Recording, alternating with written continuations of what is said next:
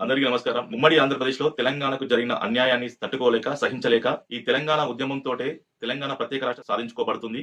అదేవిధంగా తెలంగాణ ఉద్యమం ఉవ్వెత్తున ఎగిసిపడాలంటే ఏదో జరగాలని ఆకాంక్షించి, ఏదో జరుగుతూనే ఈ తెలంగాణ ఉద్యమం అనేది ఉవ్వెత్తున ఎగిసిపడుతుందని తన ప్రాణాలను సైతం లెక్క చేయకుండా, తన ప్రాణాలను సైతం ఈ తెలంగాణ స్వాతంత్ర్యం కోసం అర్పించిన గొప్ప వ్యక్తి పోలీస్ కిష్టయ్య. అంత గొప్ప వ్యక్తి తన పిల్లల గురించి ఆలోచించలేదు, తన కుటుంబం గురించి ఆలోచించలేదు. ఎవరి గురించి ఆలోచించిండంటే తెలంగాణ రాష్ట్ర ప్రజల గురించి ఆలోచించిండు.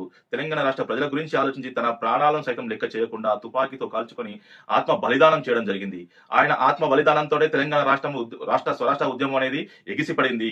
విద్యార్థులు, మేధావులు, అనేక కుల సంఘాలు, అనేక ఆర్గనైజేషన్లు, అనేక విద్యా సంస్థలు తెలంగాణ ఉద్యమంలో పోరాటం చేసి తెలంగాణ రాష్ట్రాన్ని సాధించుకోవడం జరిగింది. కాబట్టి ఈ డిసెంబర్ 1న పోలీస్ కిష్టయ్య గారి 15వ వర్ధంతి సందర్భంగా తెలంగాణ రాష్ట్ర ప్రజలందరికీ, అదేవిధంగా ముదిరాజ్ ప్రజలందరికీ కూడా విజ్ఞప్తి చేస్తున్నాను. మీ యొక్క ప్రాంతాలలో, మీ యొక్క మండలాలలో, మీ యొక్క జిల్లాలలో పోలీస్ కిష్టయ్య చిత్రపటాన్ని